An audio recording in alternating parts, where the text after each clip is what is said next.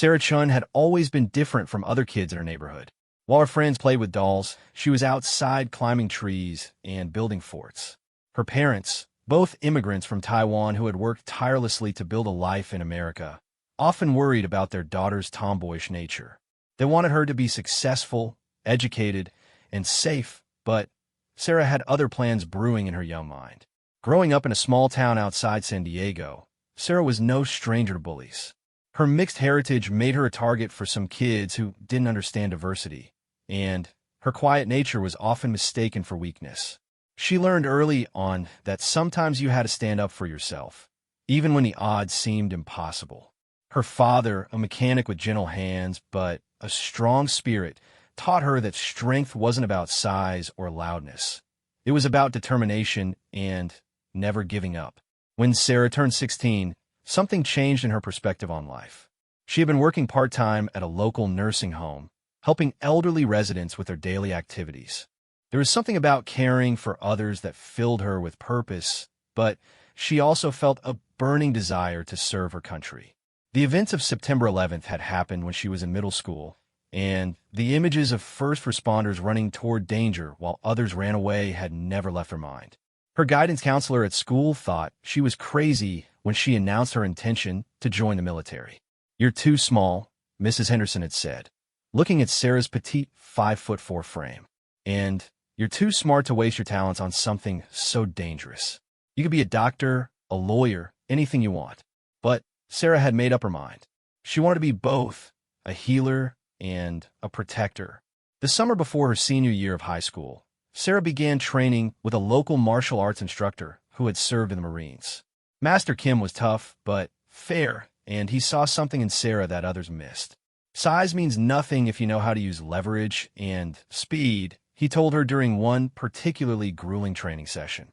"Your opponents will underestimate you, and that will be their biggest mistake." Sarah threw herself into training with the same dedication she applied to her studies. She woke up at 5 in the morning to run, spent her lunch breaks practicing combat techniques, and studied military strategy books late into the night. Her parents were confused by her choices, but supported her determination. They had fled their homeland seeking opportunity, and they understood that sometimes you had to fight for what you believed in. When graduation came, Sarah had already been accepted to nursing school with a full scholarship, but she had also made contact with a Navy recruiter. She wanted to serve first, then use her military benefits to pay for her medical education. The recruiter, Petty Officer Martinez, was impressed by her physical fitness scores and her determination, but he was honest about the challenges she would face. "The Navy SEALs don't currently accept women in combat roles," he explained during one of their meetings. "But there are special programs, and things are changing. If you're serious about this path, you'll need to be the best of the best." Sarah looked him straight in the eye and said, "I didn't come here to be average." Basic training was everything Sarah had expected and more. The physical demands pushed her body to limits she didn't know existed, but her mind remained strong. She excelled in combat training, navigation, and emergency medical procedures. Her drill instructors noticed her natural leadership abilities and her refusal to quit, even when other recruits were dropping out around her. During her time in basic training, Sarah met other women who shared her ambitions. There was Maria, a former college athlete who wanted to be a pilot, Jessica, a computer expert who dreamed of working in cyber warfare, and Amanda, a former police officer who wanted to join the military police. Together, they formed a tight bond, supporting each other through the toughest moments and celebrating each small victory. One particularly challenging day involved a 20-mile hike with full gear in desert conditions. Several male recruits had already fallen out, overcome by heat exhaustion, but Sarah and her friends pressed on. When they reached the halfway point, they found one of their fellow recruits, a young man named David, sitting by the side of the path, clearly struggling. Without hesitation, Sarah and the other women helped him to his feet, shared their water, and encouraged him to continue. They all finished together, and David never forgot the kindness they showed him that day. After completing basic training with honors, Sarah was selected for advanced combat medical training. This program was designed to prepare medics for deployment in dangerous areas where they might need to provide medical care while under fire. The training was intense, combining advanced medical procedures with combat tactics and survival skills. Sarah discovered she had a natural talent for emergency medicine. She could remain calm under pressure, make quick decisions, and perform complex medical procedures even in simulated combat situations. Her instructors were impressed by her ability to switch between the mindset of a warrior and a healer, often within seconds of each other. One of her most challenging training exercises involved a simulated ambush where she had to provide medical care to wounded soldiers while enemy forces continued to attack their position. Most trainees struggled with the mental pressure of trying to save lives while bullets flew overhead, but Sarah seemed to thrive in these situations. She moved with purpose and confidence, treating wounds while simultaneously coordinating defensive positions with her team. Her commanding officer, Colonel Williams, took notice of her exceptional performance. "Chun," he said after one particularly difficult exercise, "I've been doing this for 25 years, and I've rarely seen someone with your combination of medical skill and tactical awareness. Have you ever considered applying for special operations?" This was the conversation Sarah had been hoping for since the day she enlisted. She knew that opportunities for women in special operations were limited, but she also knew that the military was slowly beginning to change its policies. She had heard rumors of a pilot program that would allow qualified women to train for certain special operations roles, and she was determined to be part of it. The application process for special operations was grueling. In addition to the physical requirements, which were even more demanding than basic training, candidates had to undergo extensive psychological evaluations, background checks, and interviews with senior officers. Sarah spent months preparing, training even harder than before, and studying every aspect of special operations doctrine. When the day finally came for her physical fitness test, Sarah was ready. She had to complete a series of challenging tasks, including a timed swim in full gear, an obstacle course that would challenge even the strongest athletes, and a combat simulation that tested both her fighting skills and her ability to think strategically under pressure. The swimming portion was particularly difficult. Candidates had to swim 2 miles in the ocean while carrying full combat gear, including weapons and medical supplies. The water was cold, the waves were rough, and several candidates didn't finish. But Sarah had been training for this moment for years. She paced herself carefully, using techniques Master Kim had taught her to conserve energy while maintaining speed. As she emerged from the water, breathing hard but feeling strong, Sarah saw the evaluators making notes on their clipboards. She couldn't read their expressions, but she knew she had given everything she had. The obstacle course that followed tested every aspect of her physical fitness, climbing walls, crawling under barriers, carrying heavy objects, and navigating through complex mazes while being timed. The final test was the combat simulation. Sarah was placed in a scenario where she had to infiltrate a building, neutralize enemy targets, and rescue hostages, all while providing medical care to wounded team members. This test combined everything she had learned: combat tactics, medical skills, leadership, and the ability to make life-or-death decisions under extreme pressure. When the tests were finally over, Sarah felt a mixture of exhaustion and exhilaration. She had pushed herself beyond what she thought was possible, and regardless of the outcome, she knew she had proven something to herself. She was stronger than anyone had given her credit for, including herself. 3 weeks later, Sarah received the news that would change her life. She had been accepted into the Navy's experimental Special Operations Program for women. She would be training alongside some of the most elite soldiers in the world, preparing for missions that most people could never imagine. It was everything she had dreamed of, and more. But, as Sarah would later learn, all the training in the world couldn't prepare her for the moment when she would have to use those skills in real life, outside of military operations, in a situation where her very survival depended on everything she had learned. That moment was still years away, waiting for her in a hospital parking lot where 5 words would trigger a response that nobody could have predicted. The Navy SEAL training facility at Coronado Beach looked like something out of a movie, But for Sarah Chun, it was about to become her reality for the next 18 months. As she stepped off the bus with 3 other women selected for the experimental program, she felt the weight of history on her shoulders. They weren't just training to become elite soldiers. They were proving that women belonged in spaces that had been closed to them for generations. The program was called Project Trident, and it was designed to test whether women could successfully complete modified SEAL training and serve in certain special operations roles.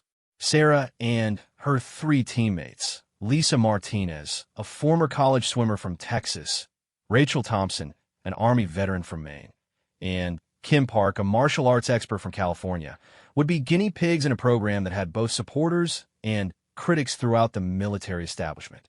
Their first instructor was Chief Petty Officer Michael Torres, a 20-year SEAL veteran who made it clear from day one that he had serious doubts about the program. "I've seen plenty of tough guys wash out of this training," he told them during their first meeting. "I'm not going to go easy on you just because you're women, and I'm not going to make it harder either. You'll get exactly the same training as every other SEAL candidate, and you'll either succeed or fail based on your own abilities." The first phase of training was designed to break candidates both physically and mentally. Known as Hell Week, it involved 5.5 days of continuous training with a maximum of 4 hours of sleep total. Candidates would be pushed beyond their physical and mental limits while being constantly evaluated by instructors who were looking for any sign of weakness or inability to perform under pressure. Sarah had thought she was prepared for Hell Week, but nothing could have truly readied her for the experience.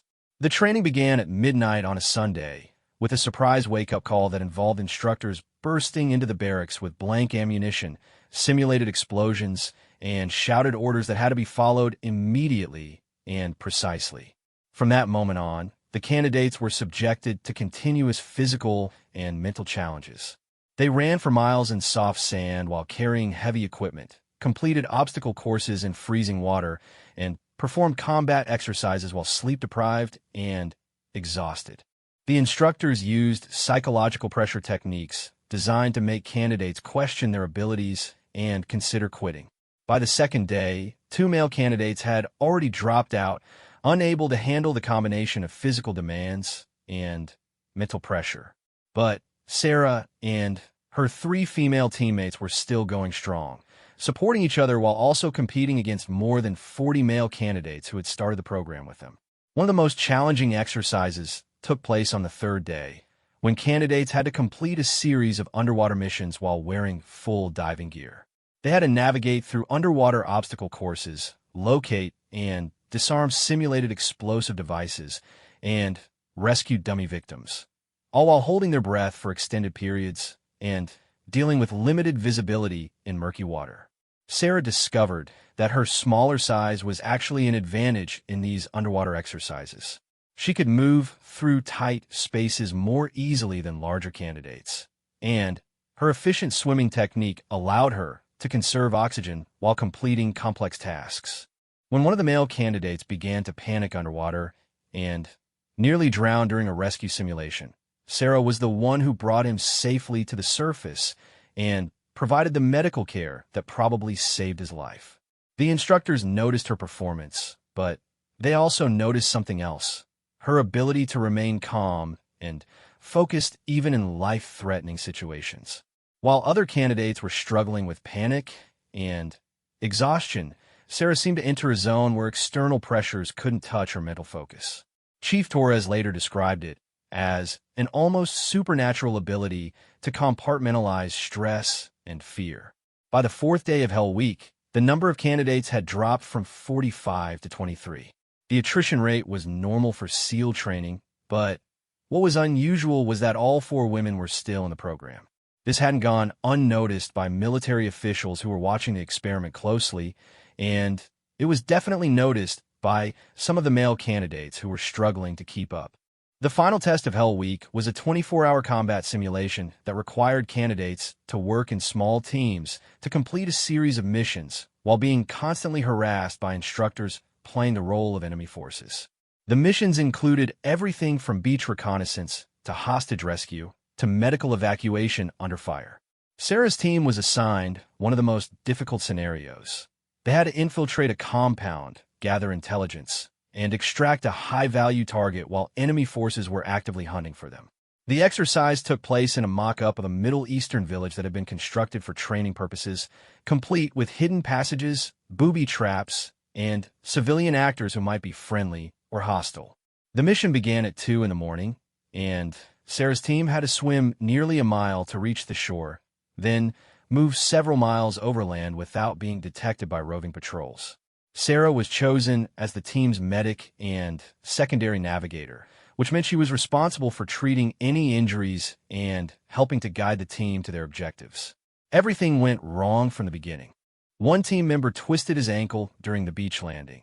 Another was killed by a simulated enemy fire during their approach to the village, and their radio equipment malfunctioned, cutting them off from headquarters. By any reasonable measure, the mission should have been aborted, but Sarah convinced her team leader to continue. Using her medical training, she treated the ankle injury well enough that the soldier could continue the mission, though he would be limited in his mobility.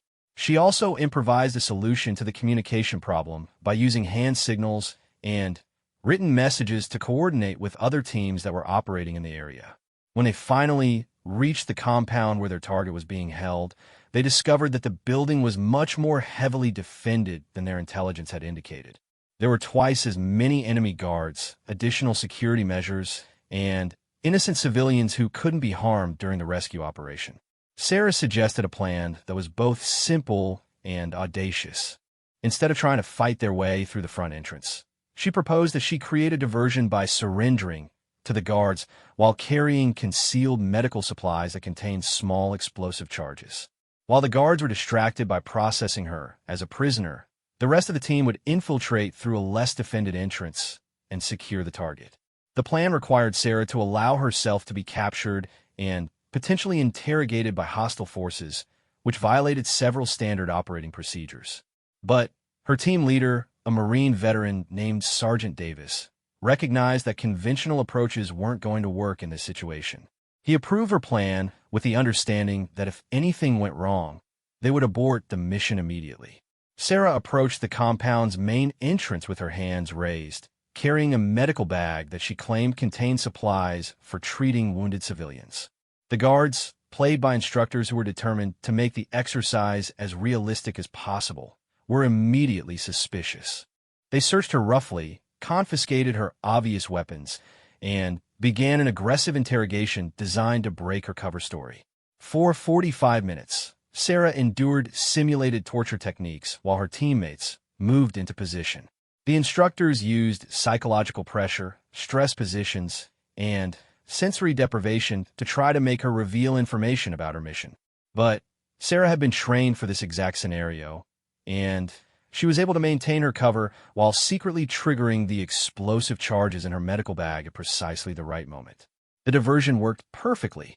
When the charges detonated, causing confusion and drawing guards away from their posts, Sarah's teammates were able to infiltrate the building, locate the target, and begin the extraction.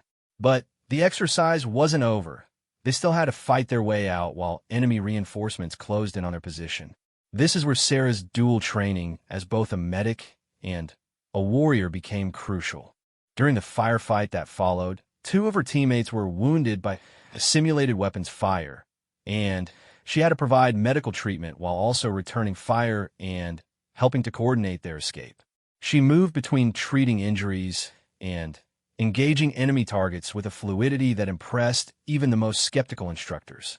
The team successfully extracted their target and reached the designated pickup point, but not before Sarah had demonstrated skills that went far beyond what anyone had expected from a candidate in her first special operations program.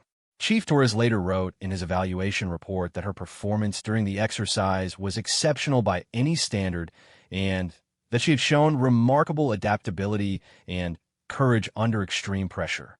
When Hell Week finally ended, 18 candidates remained out of the original 45. All 4 women had successfully completed every requirement, which was unprecedented in the history of SEAL training. But more than that, they had proven themselves capable of performing at the same level as the best male candidates. And in some cases, they they had exceeded expectations. The success of the female candidates in Project Trident attracted attention from the highest levels of the military and political establishment. Defense Department officials who had been skeptical about women in combat roles were forced to reconsider their positions, while supporters of gender equality in the military pointed to the program as proof that physical standards didn't need to be lowered to include women in elite units. But for Sarah, the political implications were secondary to the personal satisfaction of proving that she belonged in this elite community. She had pushed herself beyond what she thought was possible and had earned the respect of instructors and fellow candidates who had initially doubted her abilities. The second phase of training focused on advanced combat techniques, weapons systems, and specialized skills like demolitions, advanced medical procedures, and foreign language instruction. Sarah excelled in the medical training, which built on her previous experience, but added combat-specific techniques like treating gunshot wounds under fire and performing emergency surgery with limited equipment. Her weapons training was equally impressive. Sarah had always been a good shot, but the intensive marksmanship instruction she received during SEAL training took her skills to an entirely new level. She learned to use everything from pistols and rifles to heavy machine guns and rocket-propelled grenades, and she became proficient with both American weapons and foreign systems that she might encounter during overseas missions. But perhaps most importantly, Sarah learned how to think like a special operations soldier. This involved understanding strategy and tactics at a level that went far beyond following orders. She learned to analyze complex situations, identify threats and opportunities, and make split-second decisions that could mean the difference between mission success and catastrophic failure. The training also included extensive instruction in hand-to-hand combat, which built on the martial arts foundation she had developed before joining the military. But SEAL combat training was different from anything she had experienced before. It was designed to end fights quickly and decisively, using techniques that were both efficient and brutal. Master Chief Rodriguez, who led the hand-to-hand combat instruction, was initially concerned about teaching these techniques to women. But after sparring with Sarah and the other female candidates, he changed his perspective completely. Size and strength matter, he told a group of visiting officers, but technique and mental toughness matter more. These women have both in abundance. By the end of their 18-month training program, Sarah and her teammates had not only completed every requirement, they had graduated at the top of their class. Sarah finished second overall out of the 18 candidates who completed the program, behind only a former Marine officer who had previous combat experience in Afghanistan. The graduation ceremony was attended by senior military officials, including the Secretary of the Navy and several members of Congress who had been following the experimental program closely. Sarah felt a sense of pride and accomplishment that was unlike anything she had ever experienced, but she also felt the weight of responsibility that came with wearing the SEAL Trident pin. She had proven that women could succeed in special operations, but now she had to prove that they could serve effectively in operational units. Sarah was assigned to a team that specialized in medical support for high-risk missions, which seemed like a perfect fit for her background and skills. What she didn't know was that her most important test wouldn't come during a military operation overseas. It would come years later, in a civilian hospital parking lot, where everything she had learned about combat, survival, and refusing to surrender would be put to the ultimate test by criminals who had no idea what they were about to face. From warrior to healer, after completing her SEAL training, Sarah Chun spent the next 5 years serving in some of the most dangerous places on Earth. Her first deployment took her to Afghanistan, where she worked with a special operations team that provided medical support for high-risk missions in Taliban-controlled territory. Her second deployment was to Syria, where she helped coordinate medical evacuations for wounded soldiers and civilians in active combat zones. Each mission taught her something new about the delicate balance between saving lives and taking them when necessary. But by 2018, Sarah began to feel a growing desire to use her medical skills in a different way. She had seen too much death, too much destruction, and she wanted to focus on healing rather than fighting. Where her commanding officer offered her a promotion that would have meant another overseas deployment, Sarah made a decision that surprised everyone who knew her. She requested a transfer to civilian life and applied to nursing school. The transition from military to civilian life was harder than Sarah had expected. After years of living in a highly structured environment where every decision could be a matter of life and death, the pace of civilian life felt strange and sometimes frustrating. She enrolled in an accelerated nursing program at UC San Diego, using her military benefits to pay for school while living in a small apartment near campus. Her fellow nursing students didn't know about her military background at first. Sarah deliberately kept that part of her life private, partly because she wanted to be judged on her academic performance rather than her unusual background, and partly because she was still processing her own feelings about leaving the military. She looked like any other nursing student, small, quiet, focused on her studies, and nobody suspected that she had spent the previous 5 years conducting special operations in some of the world's most dangerous places. The academic coursework came easily to Sarah. Her military medical training had given her a strong foundation in anatomy, physiology, and emergency medical procedures, and she was already familiar with many of the concepts that other students were learning for the first time. But she found the clinical rotations more challenging, not because of the medical aspects, but because of the emotional demands of caring for patients in a hospital setting. During her rotation in the emergency department, Sarah encountered a different kind of trauma than what she was used to. Instead of combat injuries, she was dealing with car accident victims, domestic violence survivors, drug overdoses, and medical emergencies that brought out the worst fears and emotions in both patients and their families. She had to learn how to provide comfort and reassurance in addition to medical care, skills that hadn't been emphasized during her military training.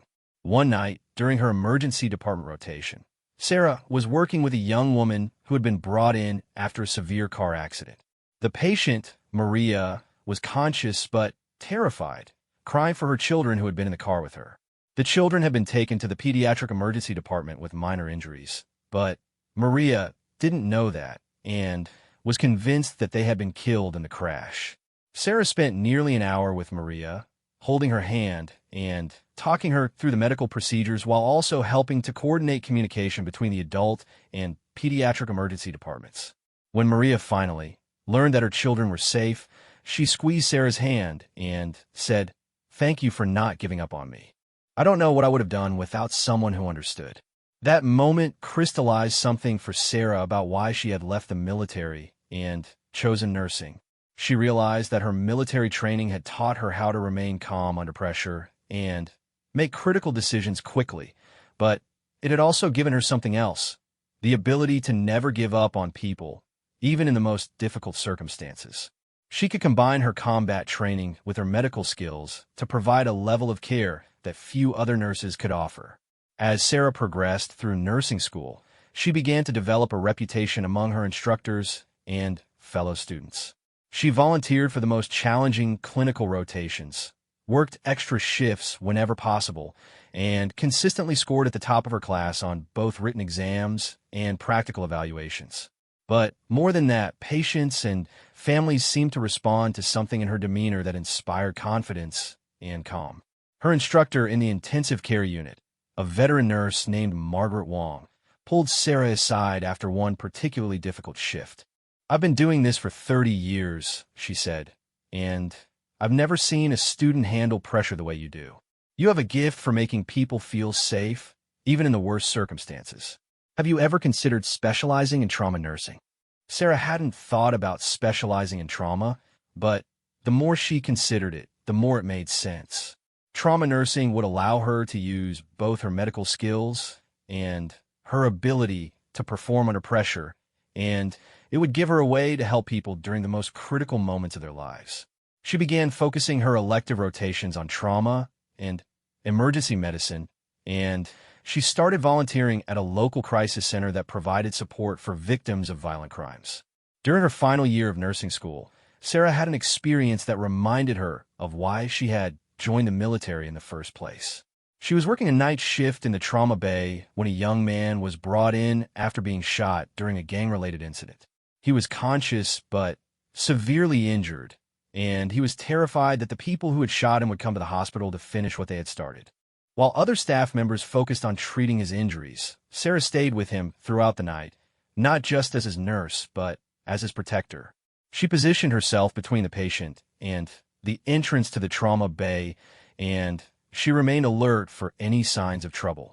Her vigilance paid off when two men appeared in the emergency department asking about the shooting victim. Sarah immediately alerted security and made sure that the patient was moved to a secure location before the men could locate him. The young man, whose name was Carlos, survived his injuries and eventually testified against the people who had shot him. Before he was discharged from the hospital, he asked to speak with Sarah privately. "I know you saved my life," he told her, "but it wasn't just the medical stuff. You made me feel like someone was watching out for me, like I wasn't alone. I don't know who you are or where you came from, but you're different from other nurses." Sarah graduated from nursing school with highest honors and was immediately offered a position in the trauma unit at San Diego General Hospital, one of the busiest and most respected trauma centers on the West Coast.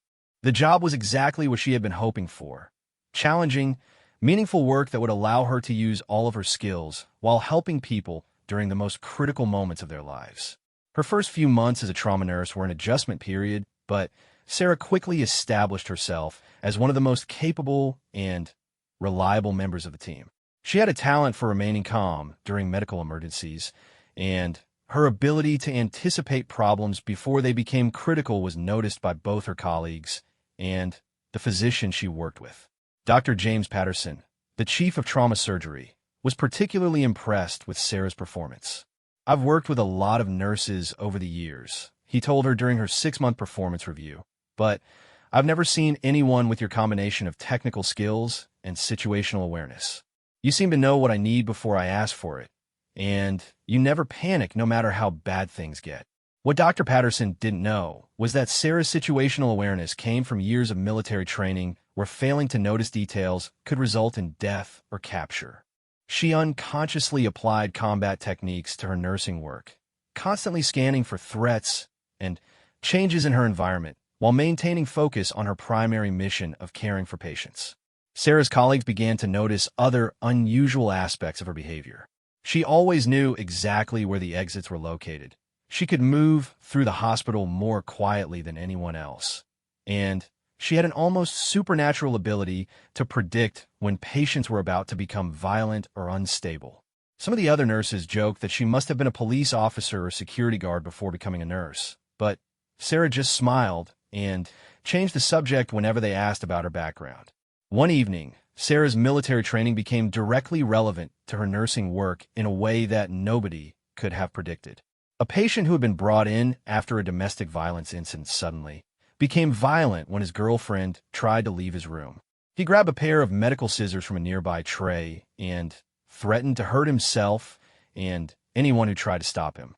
While other staff members called for security and tried to de-escalate the situation verbally, Sarah moved into position near the patient.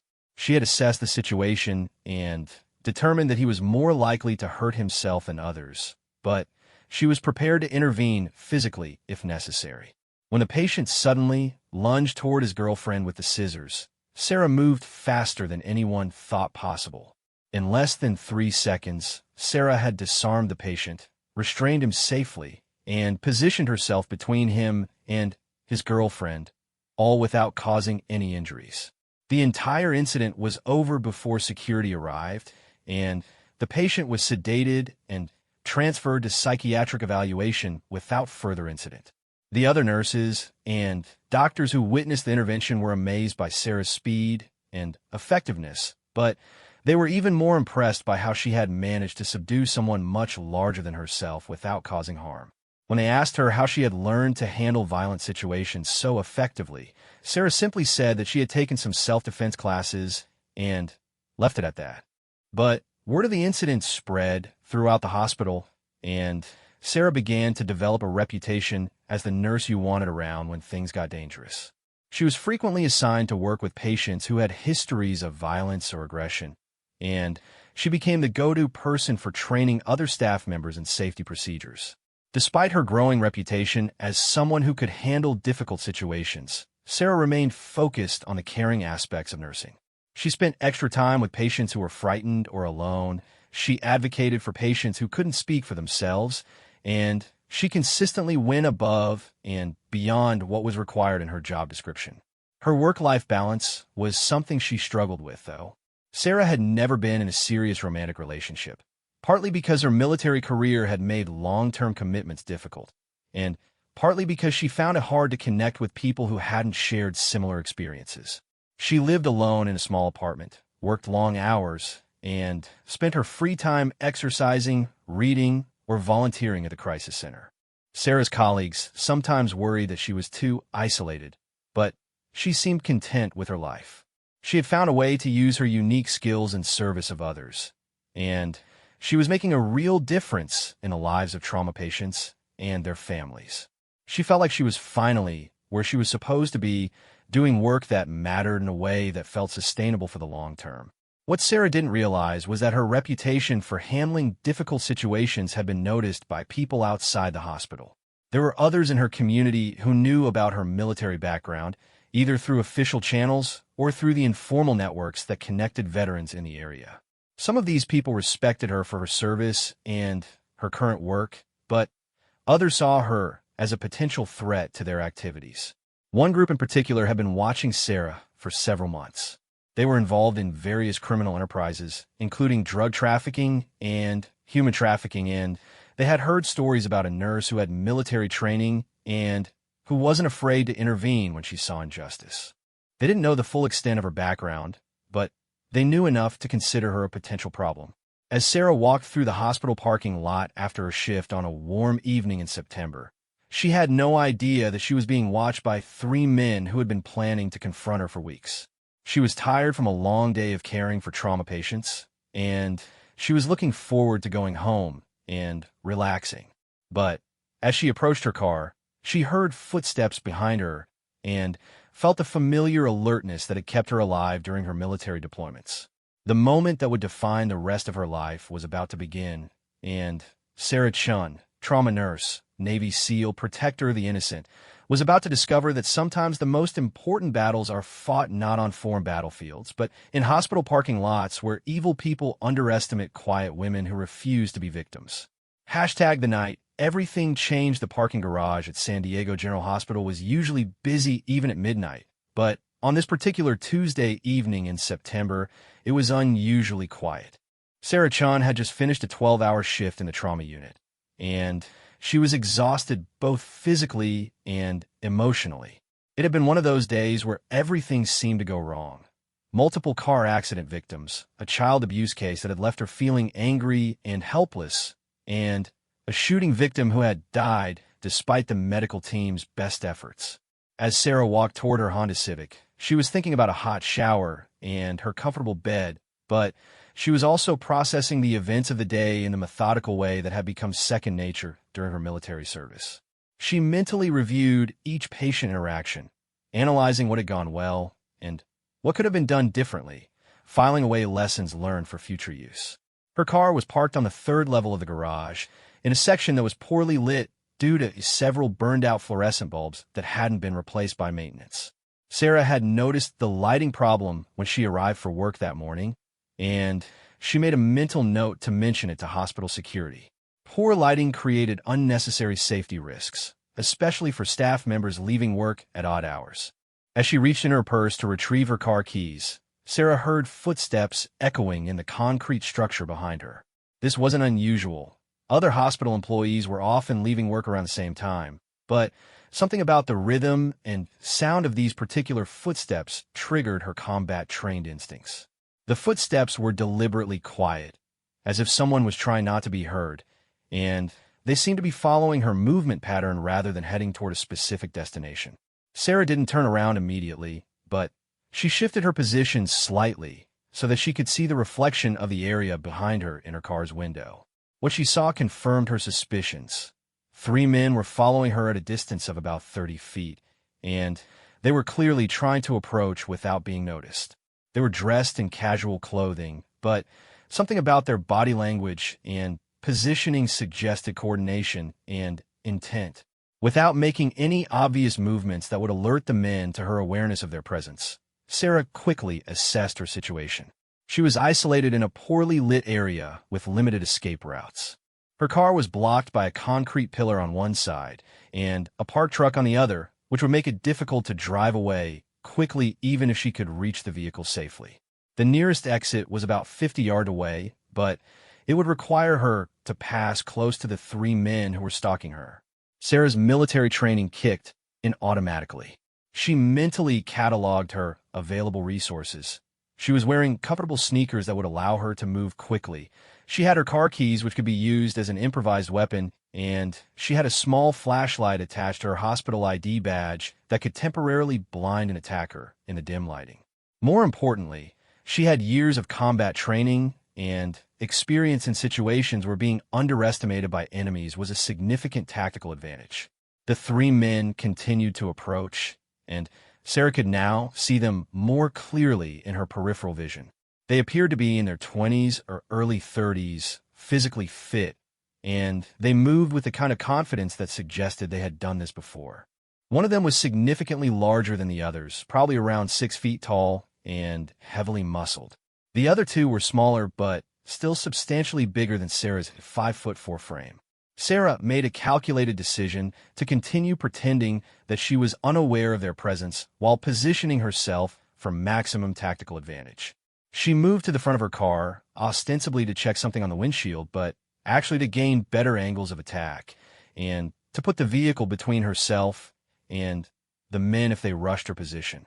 The men seemed to interpret her movement as vulnerability rather than tactical positioning. They quickened their pace and spread out slightly, a formation that would allow them to surround her and cut off potential escape routes. Sarah realized that they had probably done this many times before to other victims, and they were following a practice script that had likely been successful in the past. When the men were about 15 feet away, the largest one called out to her in a voice that was clearly meant to sound casual and non-threatening. "Excuse me, miss," he said. "We're kind of lost. Can you give us directions to the freeway?" But his companions were continuing to move into flanking positions even as he spoke, which confirmed that this was a deception designed to get her to lower her guard. Sarah turned to face them while maintaining her position near the front of her car. She kept her hands visible and her posture non-threatening, but she was coiled and ready to move at the first sign of aggressive action. "I'm sorry," she replied in a calm voice, "but I'm not from this area. There's an information desk in the hospital lobby that might be able to help you." The three men exchanged glances, and Sarah could see them making the mental transition from deception to intimidation. The largest man stepped closer, now only about 8 feet away, while his companions moved to positions that would prevent her from reaching either her car or the exit without going through them.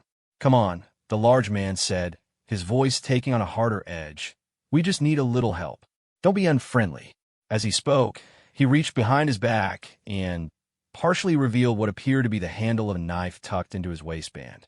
It was a clear threat designed to make her understand that compliance was expected and resistance would be met with violence. Sarah's training had prepared her for this exact moment, though she had never expected to face it in a civilian context. She knew that showing fear would encourage the attackers, but she also knew that appearing too confident might cause them to escalate to violence more quickly than necessary. She needed to control the timing and circumstances of any confrontation while continuing to gather intelligence about their capabilities and intentions. "Look," she said, maintaining steady eye contact with the leader while tracking the positions of the other two men in her peripheral vision. "I understand you might need help, but I'm not comfortable with this situation. I'm going to leave now, and I suggest you head back to the hospital lobby where there are security guards who can assist you." The leader's expression changed from false friendliness to open hostility.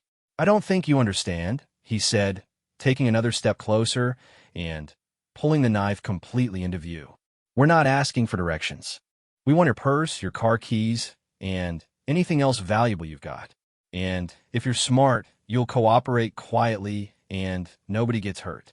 His companions moved closer as well, and Sarah could see that one of them was also armed with what looked like a folding knife. But more concerning than the weapons was their body language, which suggested that robbery wasn't their only objective. They were positioning themselves in a way that would allow them to force her toward a darker area of the garage, where they would have more privacy and control. Sarah realized that she was dealing with predators who had probably committed similar crimes before and who might be planning to do much more than steal her belongings.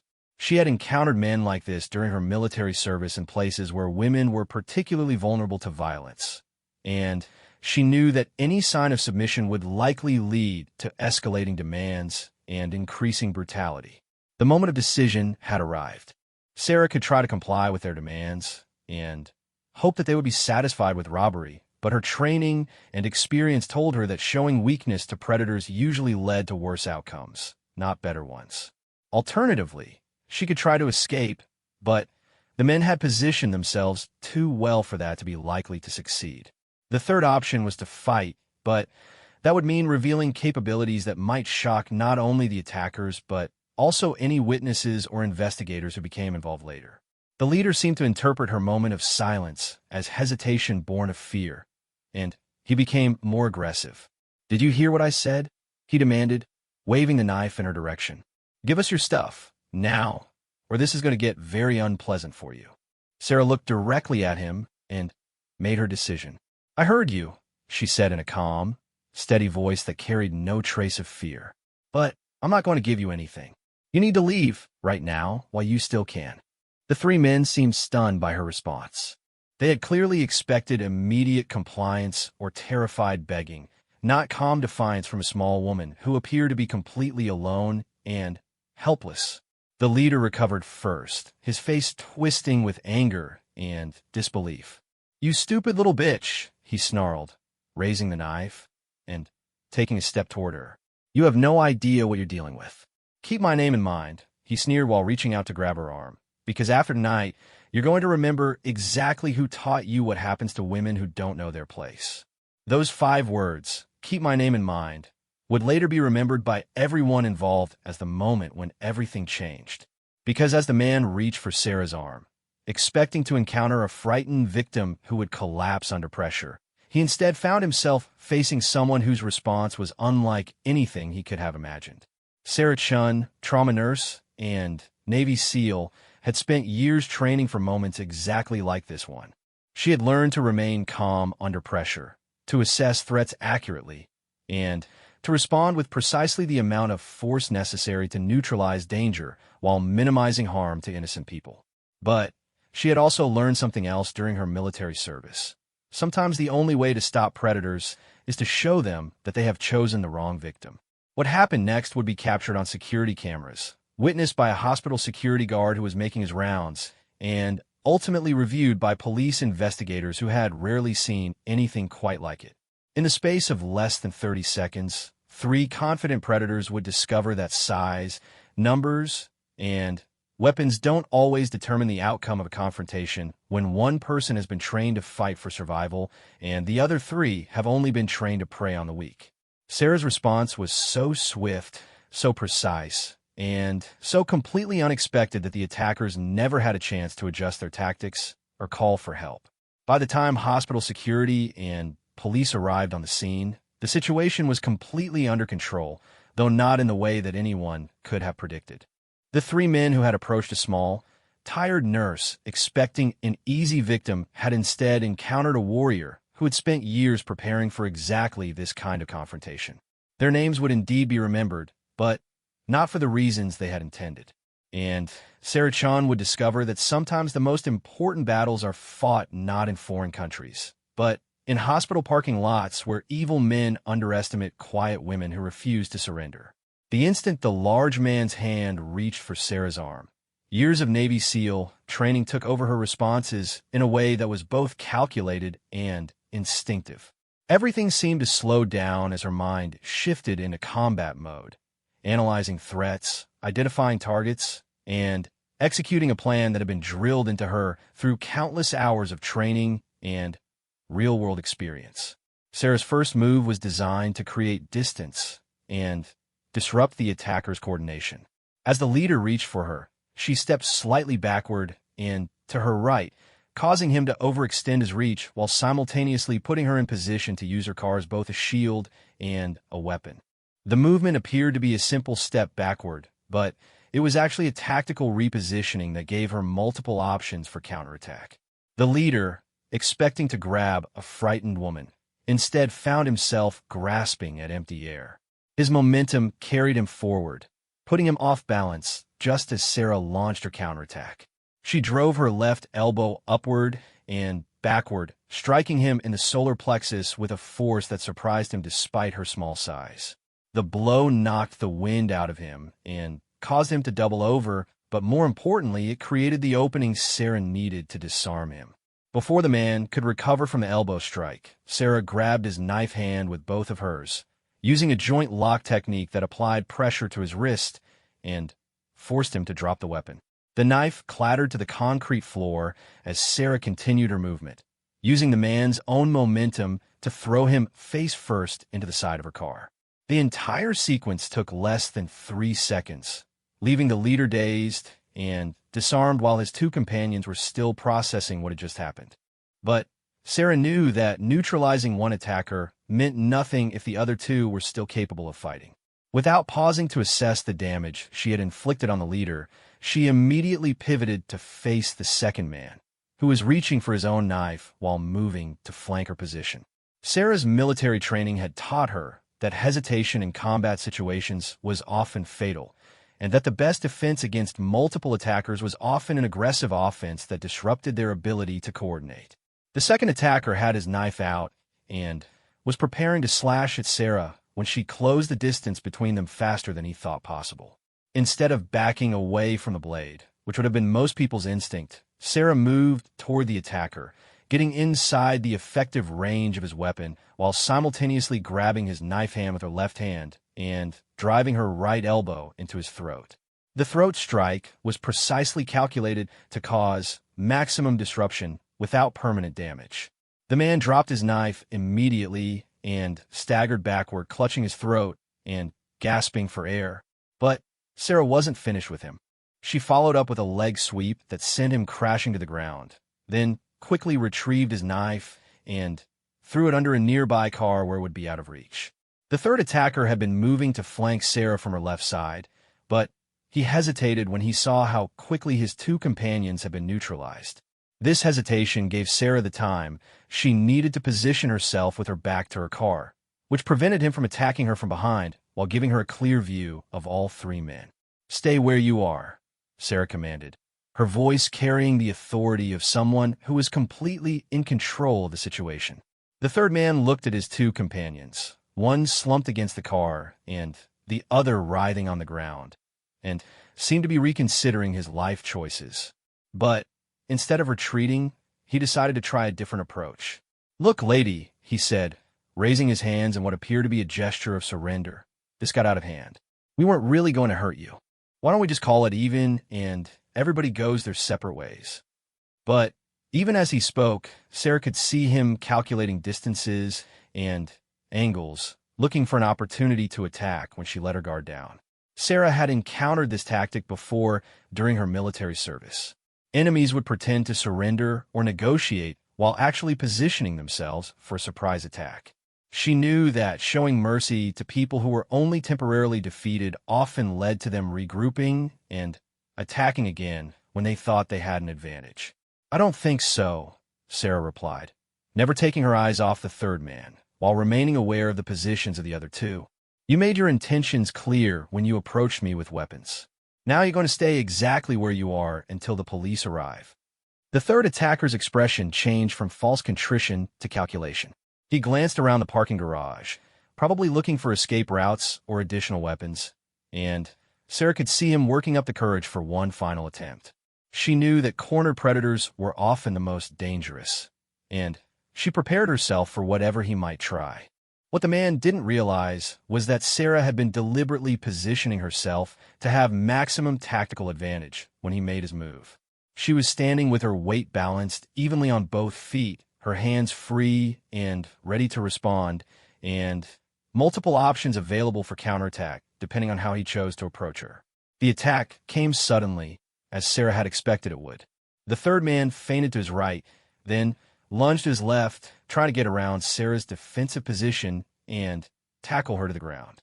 It was a desperate move born of frustration and fear, but it was also predictable to someone with Sarah's training and experience. Sarah sidestepped the lunge and used the attacker's momentum against him, grabbing his arm as he passed her and using a judo throw to send him crashing into the concrete wall of the parking garage. The impact was hard enough to leave him stunned and unable to continue fighting, but not so severe as to cause permanent injury. In the space of less than 30 seconds, Sarah had neutralized 3 armed attackers without sustaining any significant injuries herself. The entire confrontation had been captured on security cameras, and the footage would later be studied by law enforcement training academies as an example of how proper training and mental preparation could overcome seemingly impossible odds. But for Sarah, the immediate concern was securing the scene and ensuring that the 3 men couldn't resume their attack or escape before help arrived. She quickly gathered the knives that had been dropped during the fight and placed them in her car where they would be safely secured. Then, she used her cell phone to call 911, requesting both police and medical assistance for the 3 injured men. 911, what's your emergency? The dispatcher asked. This is Sarah Chun. I'm a nurse at San Diego General Hospital, Sarah replied in a calm, professional voice. I'm in the hospital parking garage on level 3, and I've just been attacked by 3 armed men. The attackers have been subdued, but they need medical attention. I also need police response to secure the scene. The dispatcher was trained to handle emergency calls, but something about Sarah's tone and the way she described the situation was unusual. Most victims of violent attacks were hysterical or traumatized, but Sarah sounded like she was reporting a routine incident at work. Ma'am, are you injured? The dispatcher asked. Do you need an ambulance for yourself? No, I'm not injured, Sarah replied. But the 3 attackers are going to need medical evaluation. One has a possible concussion, one has throat trauma, and one may have bruised ribs. None of the injuries appear life-threatening, but they should be checked by medical personnel. The dispatcher was even more confused by this response. In her experience, victims of armed robbery attempts didn't usually provide detailed medical assessments of their attackers' injuries. She began to wonder if she was dealing with a law enforcement officer or someone with military training. Within minutes, the parking garage was filled with the flashing lights of police cars and ambulances.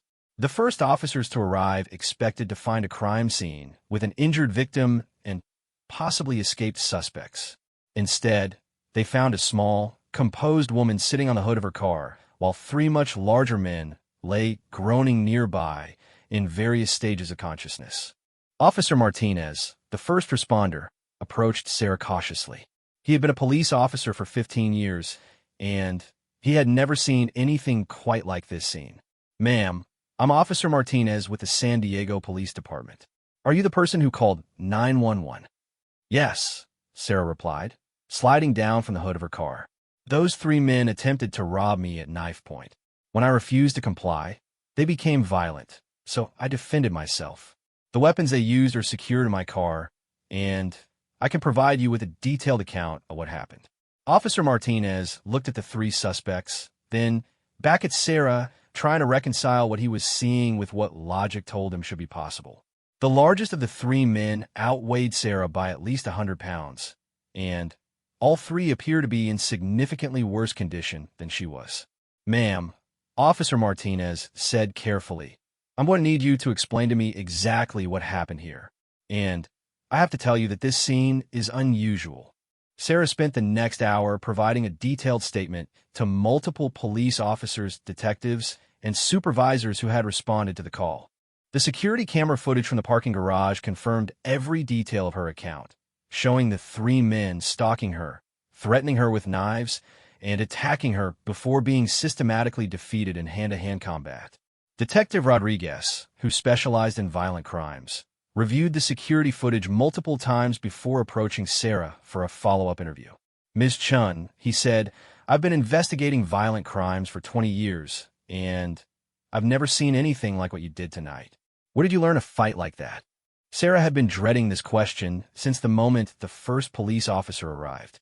She knew that her military background would eventually come to light, but she had hoped to have more time to process what had happened before having to explain her unusual capabilities. "I served in the Navy for several years before becoming a nurse," she said simply. "I received combat training as part of my military service." Detective Rodriguez nodded, but Sarah could see that he suspected there was more to the story than she was telling. "What kind of combat training?" he asked. "Because what you did tonight goes well beyond basic military self-defense."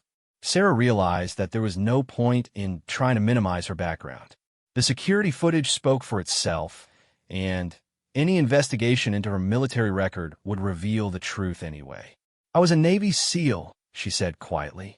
"I served in special operations for 5 years before leaving the military to become a nurse."